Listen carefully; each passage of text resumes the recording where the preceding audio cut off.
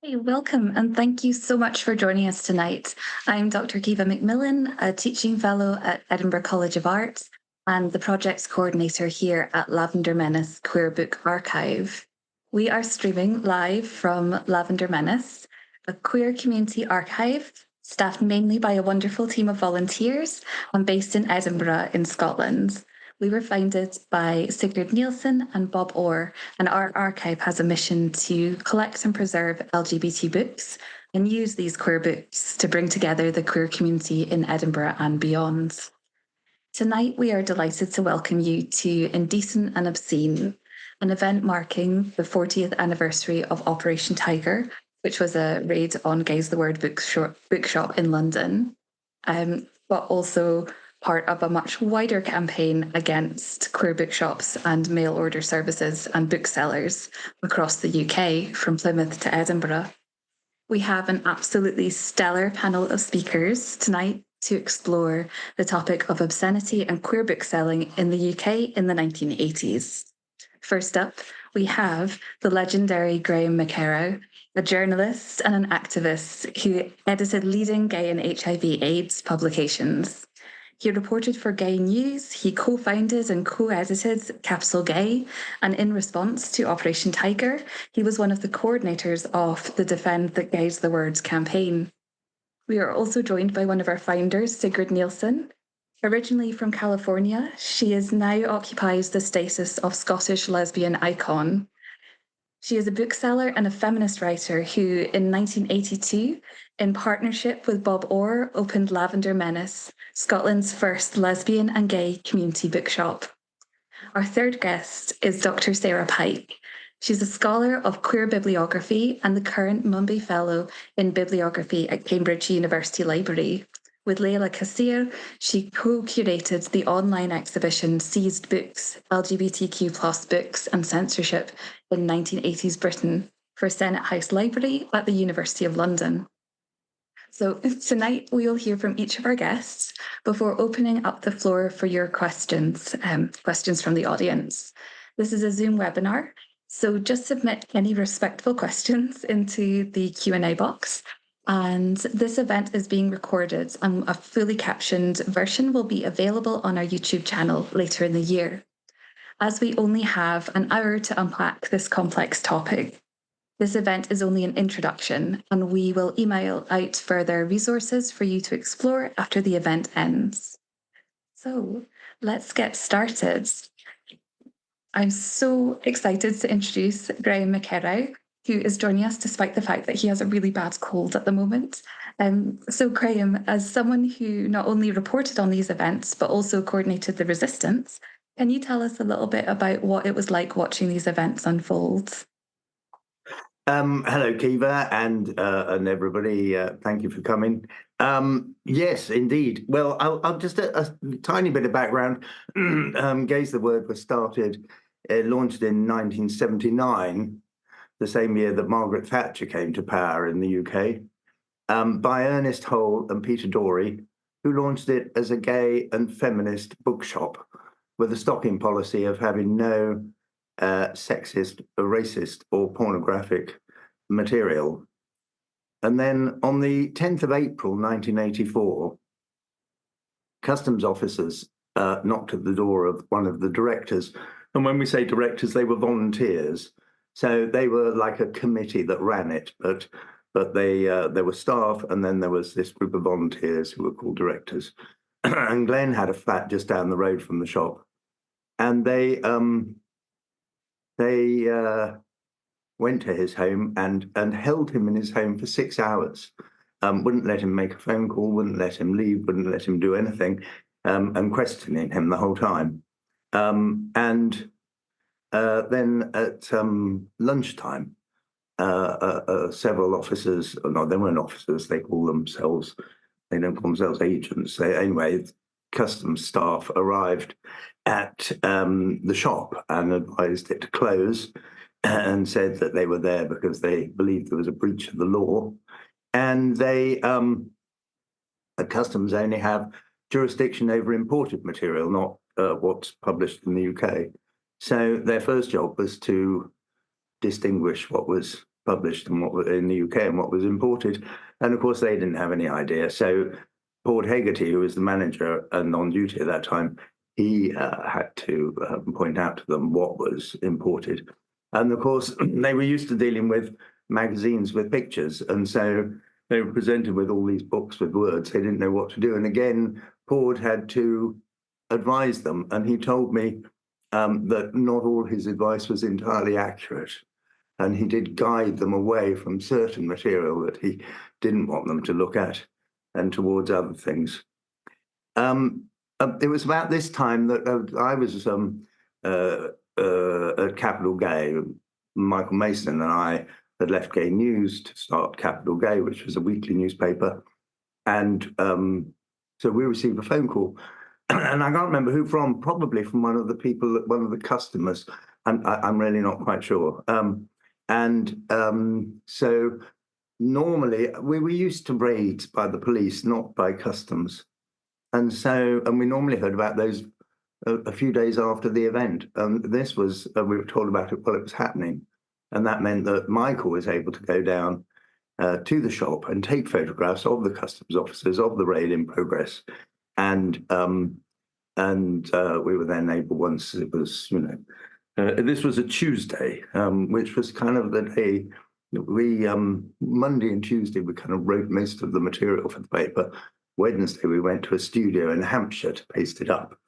And then it was printed Thursday morning and came to London for distribution Thursday evening. And so it was very late in our publication schedule, so sort of both exciting and, if I may say, inconvenient. But at the same time, Amanda Russell, who was another shop manager, also received a phone call at her flat in Kilburn in North London. And so she went to the shop. And when she got there, she sort of introduced herself, said, let me in, I'm one of the managers. And they said, would you come to head office to answer some questions? And she indicated that that was not her preferred option. And so they said to her that if she didn't come voluntarily, they would arrest her. And Amanda said she found this argument very persuasive. So she went, Customs head office was just around the corner, a few streets away. So she went there and she was kept there for 6 hours and questioned. And she said it was very unpleasant questioning. They were trying to trick her. And she'd never been through anything like that in her life. And then customs officers went to the home of another volunteer director, Jonathan Cutbell, who lived in Greenwich in South London, in Blackheath, in fact. But Jonathan was a book collector, and when they got there, they were overwhelmed by the number of books, and one of them rang up the head office and asked what to do, and they just gave up and left his collection of books. So there then followed a whole lot of other seizures. There were seizures throughout the rest of that year, 84, throughout 85 and into 86. They seized books on their way to Gay's the Word, on their way to essentially Gay, which was a mail order company that was put out of business. The seizure of £1,600 worth of books. Books on their way to Pelham Food and Books Co-op in South London, to Houseman's, the left-wing and peace bookshop at King's Cross in London, twice on the way to Lavender Menace. They were seized at Prestwick Airport. They were seized on their copies of The Joy of Gay Sex were seized on their way to the gay Christian movement. And so we have seizures from Dover on the south coast of England to Prestwick in the heart of Scotland, of books on their way to queer bookshops, straight bookshops, a mail order company, and did I say a membership organisation, the Gay Christian Movement? And they, what was interesting about Gay's the Word, I mean, there were two things really that were particular about Gay's the Word. And one was that 1/3 of their stock was imported. So it was a huge blow financially. And the second thing is that it was I was going to say it was a political bookshop. They all were. Lavender Menace and Gay Christian Movement was political. They were always, these people were political. But Gay's the Word had an immediate political response. They, as I said, the raid was on a Tuesday.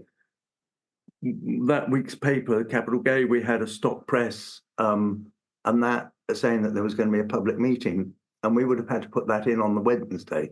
So within 24 hours, they had taken a decision to hold a public meeting, and the stop press said that that public meeting is to launch a campaign and fund. So it was clearly an immediate decision to have a political campaign. And the whole thing escalated over this period of 2 years and 2 months with more seizures and then 100 charges brought against the 9 defendants, the staff and directors. And equally, the Defend Gay's Word campaign escalated. And in the early 1986, myself and David Northmore were brought in as coordinators to step it up. And there was going to be all sorts of things, demonstrations and media coverage and a big documentary on the BBC. And we even had a theatre director who was going to produce Operation Tiger the musical at one of the West End theatres. And so anyway, there were several things happened. The charges were dropped, partly, I think, because there was a precedent set in a sex shop case, and partly because there was a new minister, and partly because the campaign was gay, had been started right at the beginning, sustained, and was escalating. No, thank you. Thank you so much. That's absolutely fascinating. And so turning to Sigrid, of course, these events, as you said, not confined to Gay's the Word or to London, so sellers across the country were targeted.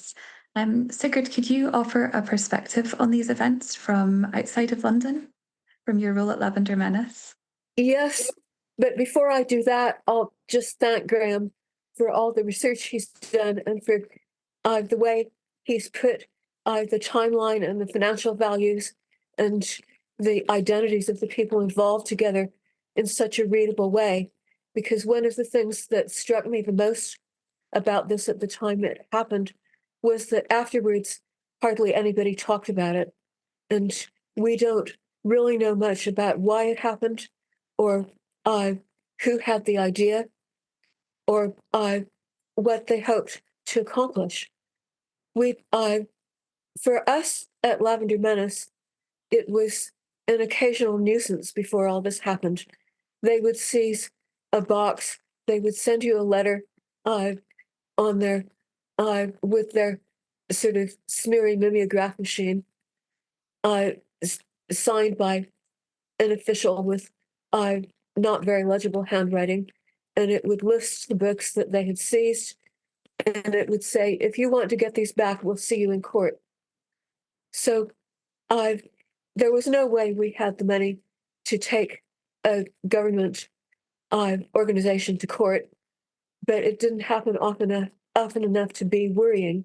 And Scotland had the reputation of being somewhat more lenient than England as far as the law went, where it touched homosexuality. That was one of the excuses that John Adair, who managed to persuade the Wolfenden Committee not to make male homosexuality legal in Scotland until 1980, gave. He said, they're pretty lenient, so why should we interfere with it? But I was told by an advocate who worked here in Edinburgh that the police didn't usually act unless they've had a complaint from the community. They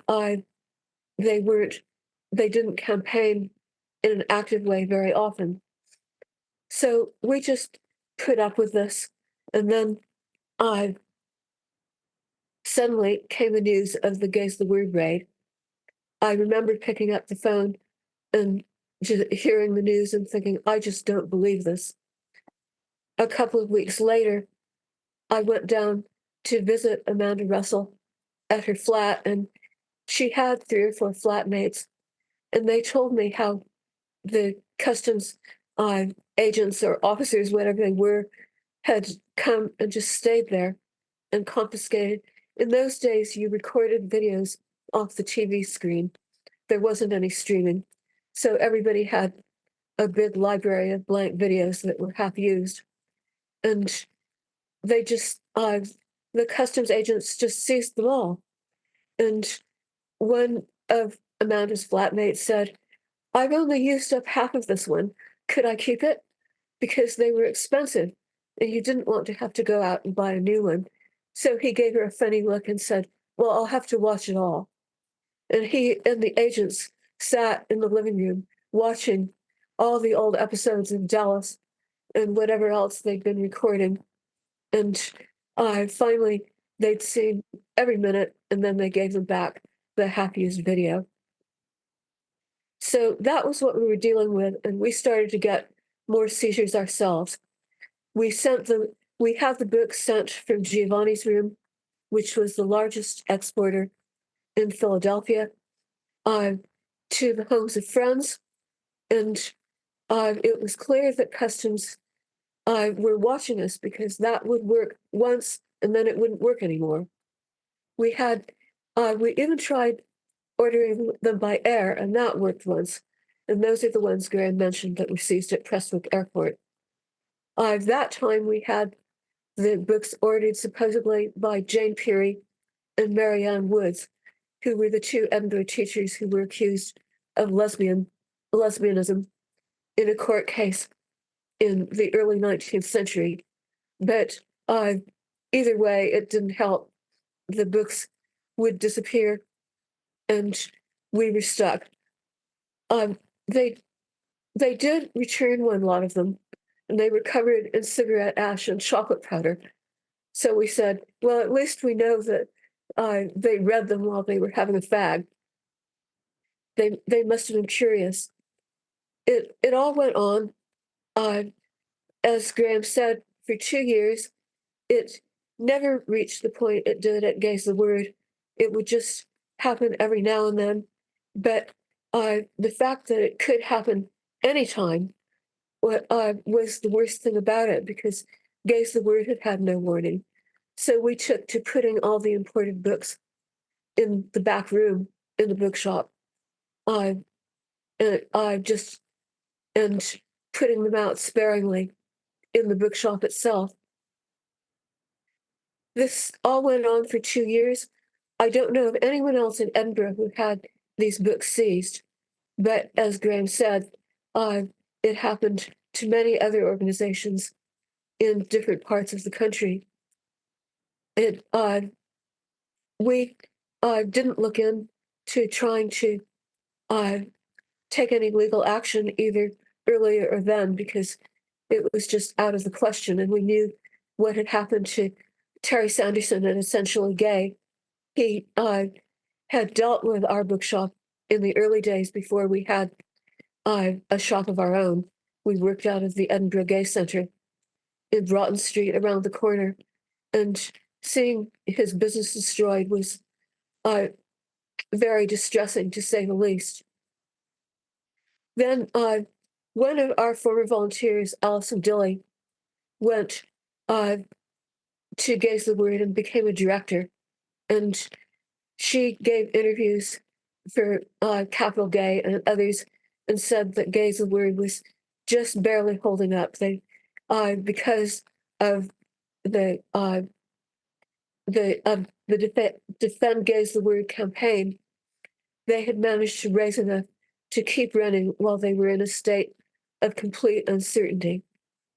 And that went on until 1986. And I can tell you, hearing the news of the dropping of the charges was one of the best pieces of news I've ever had in my life. But what I still wonder now is, why did they do it?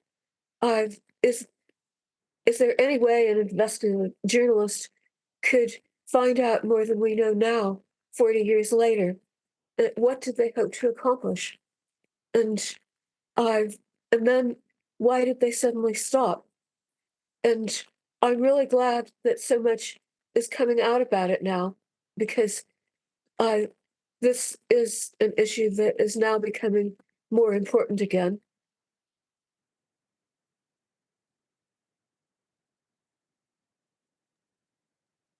Thank you so much, Sigrid, and thank you, Graham. It's brilliant to hear about what it was like back then. And Sarah, we'd be really interested to hear about your experience as a researcher and as a curator, bringing this history to a contemporary audience. Thank you, Kiva, for the opportunity to be part of this panel, and thanks to Sigrid and Graham for your perspective, and to hear what it was like at the time is so important. I, rather than being there at the time, first heard about Operation Tiger only about 6 years ago, when Leila Kassir, who with me is one of the curators of the Seized Books exhibition, curated the wonderful Queer Between the Covers exhibition at Senate House Library with Richard Espley. And that exhibition contained material from the Defend Gaze the Word campaign. And Graham gave a really brilliant public talk about those 2.5 really difficult years with Jim McSweeney, who's the current and long-time manager of Gaze the Word. So being an academic and a bookish type, I first of all straight away wanted to know who else was working on this, and secondly, and much more importantly, why I'd never heard about Operation Tiger and these raids before. And I soon found out that Operation Tiger had been all but written out of the histories of literary censorship in the UK, which tend to move from examples of book banning in the early part of the 20th century, like, for example, Radcliffe Hall's The Well of Loneliness, which was published in 1928 and banned under the 1857 Obscene Publications Act. So another piece of Victorian legislation slightly different to what was in use in the Operation Tiger case, but still. And from this sort of low point, histories of censorship in the UK take a somewhat upward trajectory to events like the 1960 Penguin trial, where Lady Chatterley's lover was successfully defended on grounds of literary merit for the first time, following the amendment of the Obscene Publications Act a year previously in 1959. But if sort of UK-based histories of literary censorship acknowledge any wrinkles or bumps in this generally positive upward trajectory, they might focus on things like the 1977 case Mary Whitehouse versus Gay News, which you might have heard of. A poet called James Kirkup wrote sort of sexy Jesus poem, which Mary Whitehouse took against. Actually, the law used that time was even older. It was 17th century blasphemy law. So you can see they're really going back. And there are some accounts that give Operation Tiger maybe 1 or 2 lines, but often it's just not there, really. And so when I started to sort of look into this, sources were really scarce. I enjoyed the first volume of memoir by Gaze the Word's defending barrister, Geoffrey Robertson. It's called The Justice Game. He writes very witheringly about kind of the idiocy of the raids and the weakness of the case put together by Customs. But then following the Queer Between the Covers exhibition, Graham published a chapter in Leila Kassir and Richard Espley's edited collection, Queer Between the Covers, which you can read. It's open access. And then the big news was that in early 2021, 2 of the defendants in the Gaze the Word case, Charles Brown and Gerard Walsh deposited 2 boxes of material relating to the case and the campaign at Bishopsgate Institute. They, I think, had been in the loft for some time, and they were moving house and thought, well, perhaps somebody would be interested in this. But they're a real goldmine of information because they contain all of the documents relating to the court case and lots of documents relating to the campaign as well. And it's really exciting to see that there is such interest in this and so many more people who are wanting to find out more about this kind of forgotten part of queer history and queer print history. One recent example I came across, and I don't know if any of the other panellists have read this book, but I strongly suspect that you might have, and that people listening will have read it too, which is Jane Chumley's fantastic memoir, A Bookshop of One's Own, about Silver Moon, which was a women's bookshop on Charing Cross Road, set up in 1984, so the same year as the raids of Gaze the Word. Anyway, she has a very pithy summary of the events and the climate at the time and how things like this were affecting booksellers. But what I've become really interested in is what this case can tell us about how both queer people and those who might seek to repress queer people are making these investments in the book as an object and in reading practices, and all of it gets kind of centred on these papery objects that we have all around us. And I'm just going to share my screen because one of the most striking documents in the material at Bishopsgate that I was mentioning, there we go.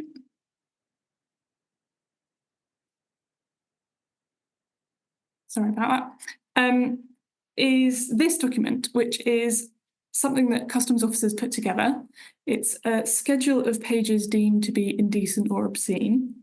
And you can see that customs officers actually went through the books seized and they marked up the pages with the pages that they felt had the filthy bits on them. Because they seized over 140 titles, and then they went through them and sort of divided them into 2 categories. Books that they kind of really couldn't make any kind of argument about, and books that they still were trying to make the argument about. And those, they kind of stood by those readings, and they were the ones that were going to be part of the trial in the end. And I've been wanting to find out more about the case, but also about these books beyond just these page numbers. So I've recently been working with a group of colleagues from the Digital Humanities Hub at the School of Advanced Study and Senate House Library, which is just around the corner from Gaze the Word in London's Bloomsbury, on an online exhibition which launched on the 10th of April this year, so 40 years since the Operation Tiger raids took place. And the exhibition is called Seized Books, LGBTQ plus Books and Censorship in 1980s Britain, as Kiva already said. And you can find it at london.ac.uk/seized-books. As well as contextualising the raids and their aftermath, what it does, more importantly, is put on display for the first time the vast majority of the books that were contested. And the reason that we're able to do this is because Senate House Library is incredibly lucky to hold the personal collection of Jonathan Cutbill, which Graham mentioned. Incredible. I think it's probably one of the largest LGBTQ plus collections of print objects in the UK, about 30,000 plus, not just books, but I mean everything you can think of, pamphlets and calendars and all kinds of things. And it's available to access for free should you be in London. You too can go to Senate House and look through these things. But Jonathan was a former director of Gaze the Word. He stocked its second-hand section, and he was a huge bibliophile who bought basically a copy of every book that Gaze the Word ever stocked. So it was possible to assemble from this collection a kind of parallel collection which shows the books that were seized from the shop. And on the exhibition website, we've digitised the book covers and we've written a short caption for each, which explains more about the work and the author and the publisher. And I just want to talk for a few minutes about this. Working on it was a really eye-opening experience. The energy of a few lesbian and gay publishers operating out of predominantly New York and San Francisco in the 1980s is really inspiring. And the sheer range of the books seized means I hope that the exhibition will introduce you to lots of out-of-print books that you may have never heard of before, or maybe there were books that you actually did read at the time, because it's a very contemporary collection. This is books that are being bought new to come into the shop. So perhaps you read them, but you might have forgotten about them. There's a trashy gay romance from Avon, so quite mainstream publishers. There's non-fiction titles about older women, witchcraft, S&M. There's really a lot of things to browse through. But writing the captions and researching these books, it was also a really moving experience. So many times I got caught up reading something that was funny or hot or just really well written. And I would research the author and I would discover that they had died far too young of AIDS or of complications of AIDS. We've included the dates for each author or editor that we've written about in the captions. In checking these with one co-author of a volume, he wrote to me that his former collaborator, who died just a few years after their book was published, was a close friend and the nicest person you would ever have the pleasure of meeting. His photo is in my office and I look at it every day. So part of what this exhibition does is to honour and remember all of the people that make queer books possible, from the writers to the booksellers to the publishers to the collectors to the readers.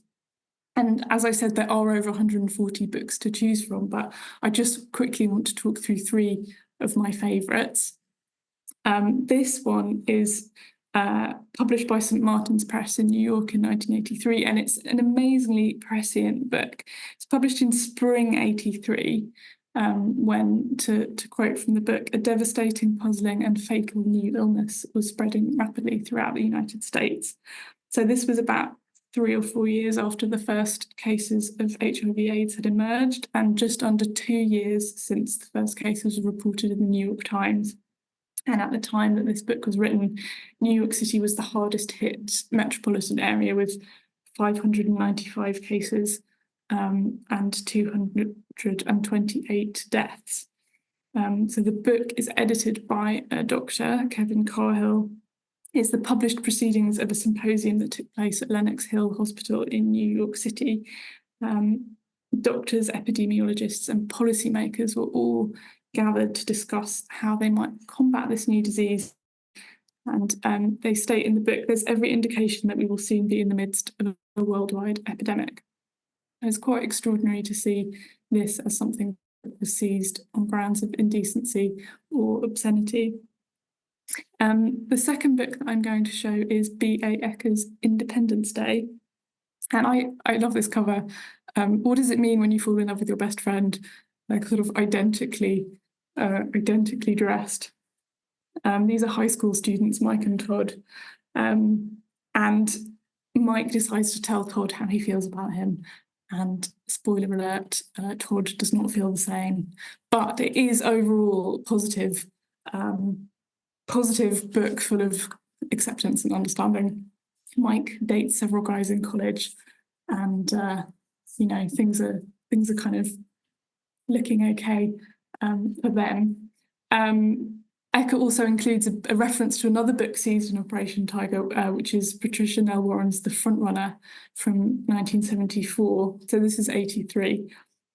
And Mike says that he really found some comfort reading that book.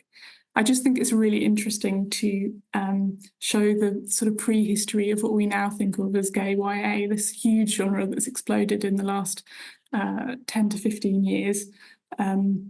because these books for teenagers, they did exist in the 1970s and the 80s as well. It's a bit of a mystery book. I can't really find very much about B.A. Ecker. I think it's Ecker's only published work. So, very interested to know if people know more about this. The final book that I wanted to show is this, Common Lives, Lesbian Lives, which is a journal, edited typeset, printed and bound by a lesbian collective from Iowa City. And it's committed to describing the lives of ordinary lesbians. This included lesbians of colour, Jewish lesbians, fat lesbians, lesbians over 50 and under 20 years old, physically challenged lesbians, poor and working class lesbians, and lesbians of varying cultural backgrounds. Now, I showed you that table with the pages listed. So the page that Customs deemed obscene in this book, one page, page 64, and I'm here to tell you that page contains an almost unreadably awkward and incredibly unsexy lesbian sex scene, which contains the phrase, "her mossy pebble in its spring-fed pool." And that is what Customs were objecting to, so make of that what you will. Now, I'm going to stop sharing now. Just to finish very quickly, the Seized Books project is now over in its current form. As well as the exhibition, we held some workshops in the latter part of last year. But as I said, I am absolutely thrilled that there is sort of increasing interest in this topic. And we are working with a small group of creatives on a spin-off project which develops from this one. And I don't want to say too much more about it at this stage, unless you happen to be a composer or a theatrical producer, in which case, please get in touch. What I will say is, echoing what Sigrid said, we are all looking out for more information, particularly on the kind of customs and government side of things. So how long was Operation Tiger planned for? Who by? Who authorised it? Who organised it? In the UK, the National Archives holds some material from the department, which was then called Her Majesty's Customs and Excise. It no longer exists, but the National Archives do not have anything on Operation Tiger. They do have material related to the case that Graham mentioned, which was to do involved with the dropping of the charges, which was a company called Conegate, who are manufacturing sex dolls, and that led indirectly to all the charges against Gaze the Word being dropped. So there's material on Conegate, but there isn't material specifically on Operation Tiger. So we want to know more. I am planning some oral histories to capture the memories of people who remember the raids, participated in the campaign.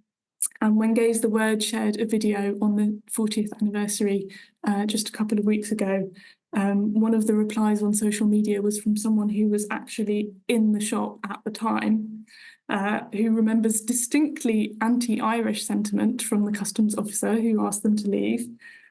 So there is more to find out, and I'll leave it there, but perhaps now we can open it out, either for you to prompt us with questions or tell us some things that we don't know. Thanks very much. Thank you so much for such an insightful and enjoyable account of your work and everything that's being done at the moment. That's absolutely fantastic. And we would like to open up the floor to questions, and everyone who's on the panel, please feel free to unmute and talk to each other as well. We have a little bit of time. So thank you to those of you who raised your hands. Just because this is a webinar, if you put your question into the Q&A, that would be absolutely fantastic. We've had a few questions coming in as people were speaking, asking for more written histories and more resources. Thank you, Sarah, for answering a lot of those as you were going through your presentation. We have one here from a member of the audience. saying that they're hearing more about Bishopsgate Institution as a relevant archive and asking if there is a central list somewhere of LGBTIQ plus archives across the UK. I'm not sure. I think the closest I've heard of would be the Queer Heritage Network is a good place to go as a kind of central place where lots of these archives join together, and also other sort of LGBT projects existing within individual institutions that might not be queer focused but do have people who are really passionate and working towards something in there. I will, if you give us an email, I can send you a link to it. There is a group called Feminist Libraries and Archives. And they're called FLA, and I imagine we can put that in the list. They would have lesbian works, that they wouldn't have any from other LGBTQ plus groups, but that certainly would be worth looking into. Fantastic, thank you. We have a request. Sarah, if you could repeat that line on page 64 that was considered dangerous. I think we're all happy to hear that line again. It's a cracking one. I feel like this is going to be somehow used against me. It's going to be looped and anyway. Okay, here it is. No pressure if you don't want to. Her mossy pebble in its spring-fed pool. That's all I'm going to quote. The rest of the scene is just, it's awkward. It doesn't go well. It's not a sexy sex scene, and it contains that line. So amazing, thank you so much. We have another question we can open up to everybody, but particularly Sigrid and Graham. How much did the operation encourage self-censorship within the bookshops and the wider community? Well, I wouldn't say that it encouraged it at all. To the best of my memory, we certainly kept on ordering the same things, though we knew something about what had been seized at Gaze the Word, and it seems likely to me that we would have ordered them in smaller numbers just to avoid losing so many copies. But I did. If they were hoping to spread fear and make us all nice boys and girls, I don't think it worked. I think it did have an effect for the duration, for the 2 years and 2 months. I think it did have some effect. I think that I mean, certainly essentially Gaze stopped trading, and I think that other booksellers, I think Allen Food and Books stopped carrying imported books, and I'm not sure about Houseman's, but I think people were more careful for those 2 years and 2 months, and they were not going to carry anything that they thought might attract undue attention. But once the charges were dropped and the books were returned, then it was back to how things had been before. Although it's worth saying, isn't it, Graham, that some of the charges against the Gaze the Word defendants were for importing the material, and some of the charges were for continuing to import the material even after they'd been told not to, because they did repeatedly try to get the same kinds of things in. The Joy of Gay Sex is an example. So in that sense, it didn't stop the Gaze the Word defendants from trying to argue their case. Another thing that occurred to me after this event was scheduled was that at the time, Lavender Menace and Gaze the Word were the only two lesbian and gay bookshops in the UK, and no one else started another one until 22 years later. And I wonder if this case made people feel, especially around the time, that it wasn't worth it. We have questions flowing in and they're all absolutely brilliant. And we only have 5 minutes left for questions. So, okay, they're all so good. So I don't know which one to choose. We have one here who's from one of our volunteers, actually. Do you think that the uncovering of this buried history and the collecting of more information about Operation Tiger is a good opportunity to encourage conversations about how law enforcement is a tool of state oppression and have often been used as such against the queer community? Who wants to take that one? Well, I wrote a piece about this. At the time, it was published in a book called Feminism and Censorship, edited by Gail Chester and Juliet Dickey. And I wrote that if you look at the history of censorship, Sarah was going through it just now, you see that undesirable people are the ones who are censored. And there was one case in which the police or government agencies were afraid that there were too many illegitimate children. So they broke up a pressure group that was supposed to be about making it easier for illegitimate children to get on in life because they had terrible problems at the turn of the 20th century. And the police officer who did this said in his autobiography quite happily that he was really proud of having broke up this group. It was a threat to the morality of the country and the health of Britain. And going over this history again and pointing that out can only be a good thing. Brilliant. Thank you. We have one which is about the reaction or coverage of the operation from the mainstream press. Graham, I think that one is probably for you. Okay. Well, they were largely not interested. The Bookseller magazine was very good very early on. It carried an editorial of several pages right at the front of the magazine that said, a lot of our readers may find this subject distasteful, but we think that there is perhaps an important principle at issue, which kind of has characterized really the campaign's attempt to get support from people.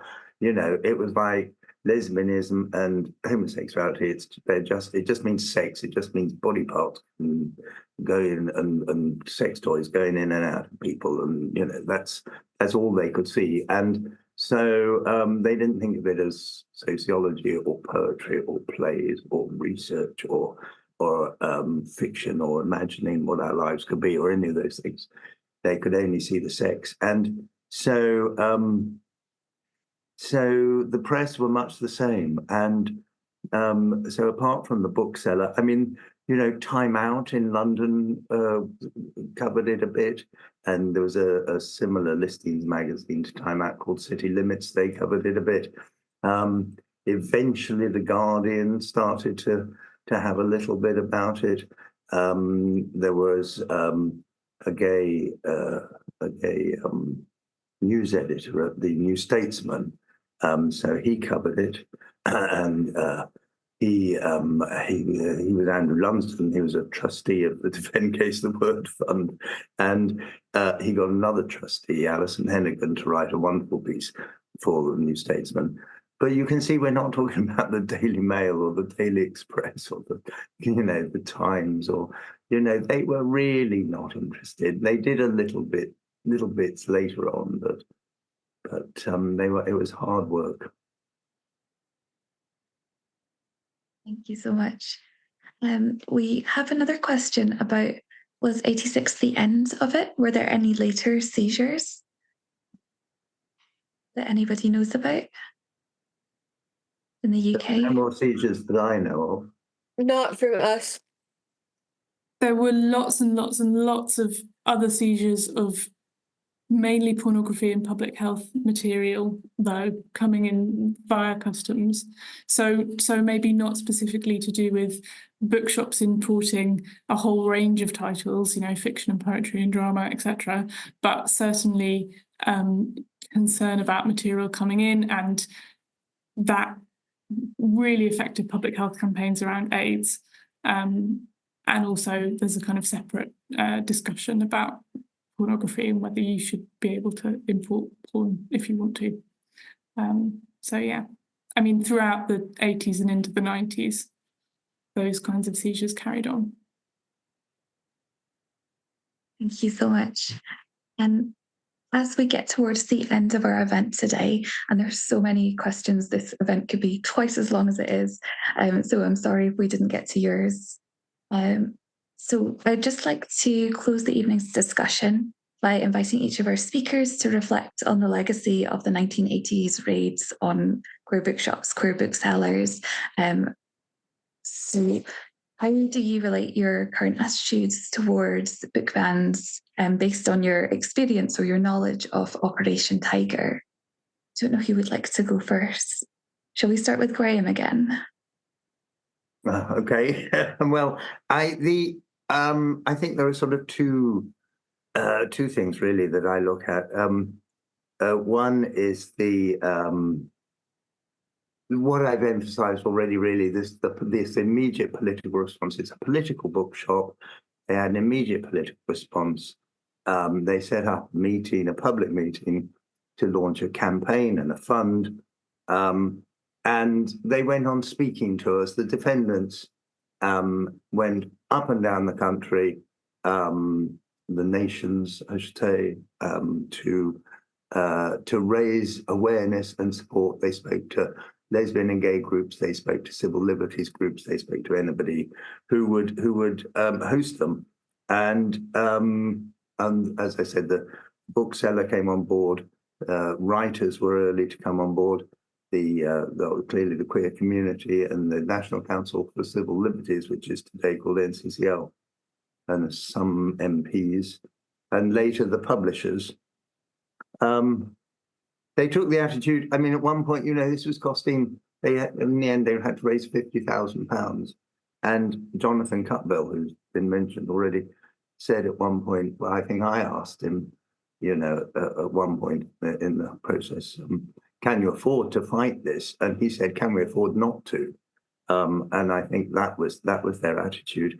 And for me, I think one can look at how we stop this happening again.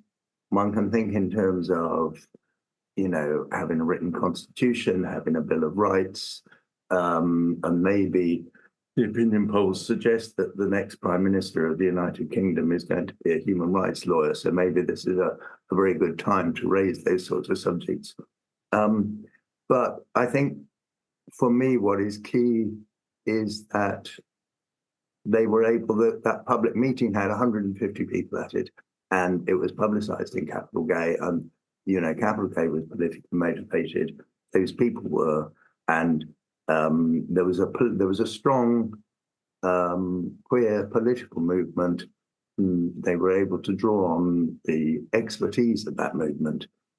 People who had been lobbying Parliament knew which MPs to approach, knew how to approach them, knew what you might expect from them.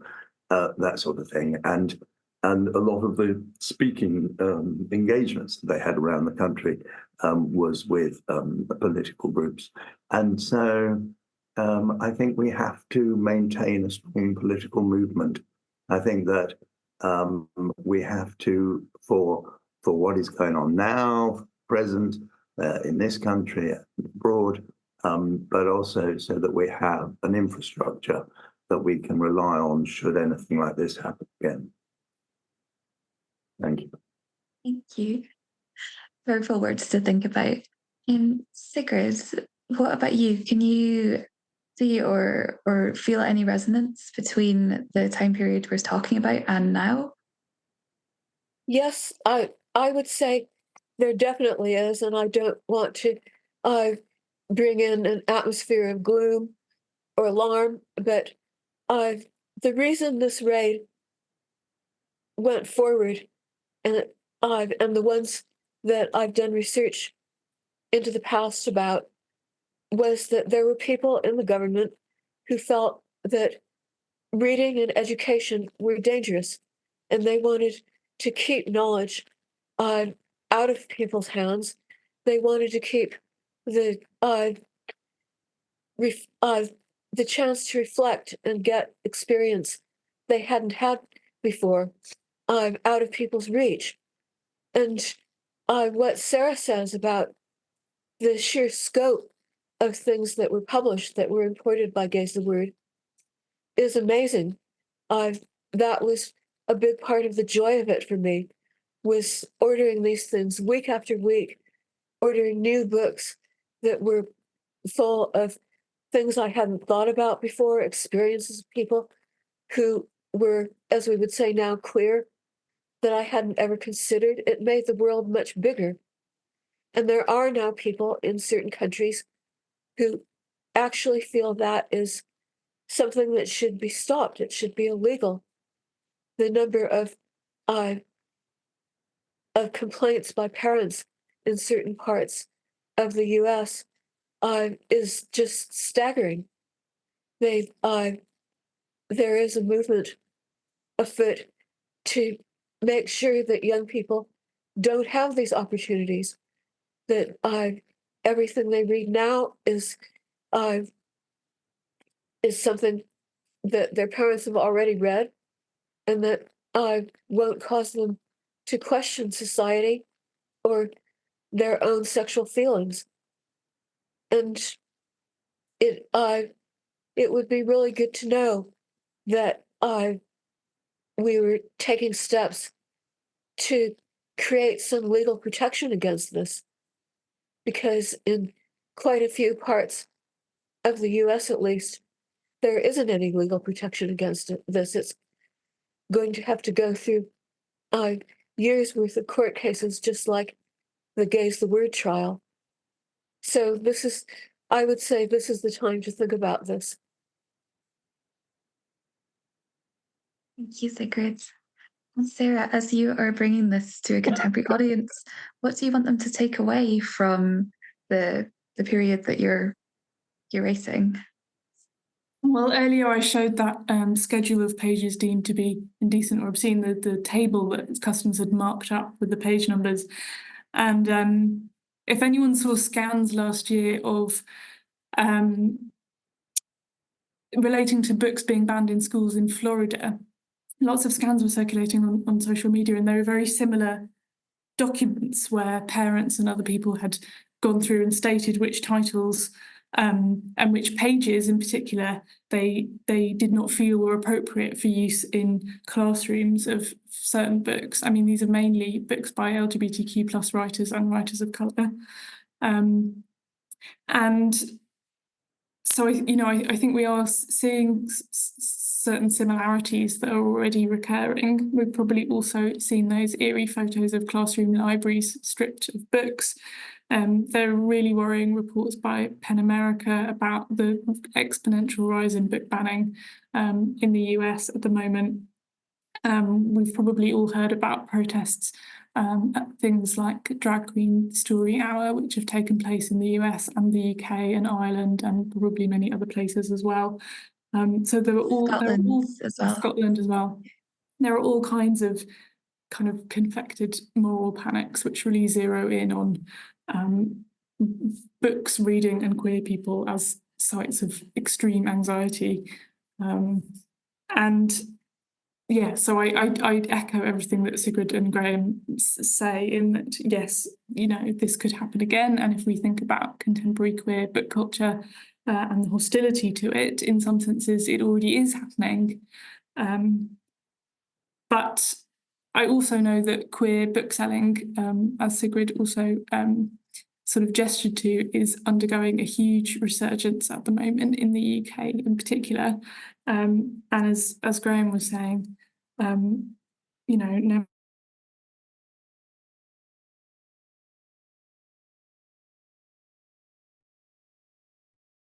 the perils of being on Zoom rather than in person. You've just frozen there slightly, Sarah. So I do have one question. I was hoping somebody would be able to answer. Before you say this, no matter how aggressively queer books are targeted, there will be people who. Oh, here we go. Sorry, Sarah, you froze there for 1 second. Could you repeat the last line that you said? Oh, I was saying that no matter how these attacks kind of happen and ramp up, we know that there are people who will defend queer books, including Lavender Menace Queer Books Archive and volunteers like the people that you're working with. So, you know, there is some hope there, I think.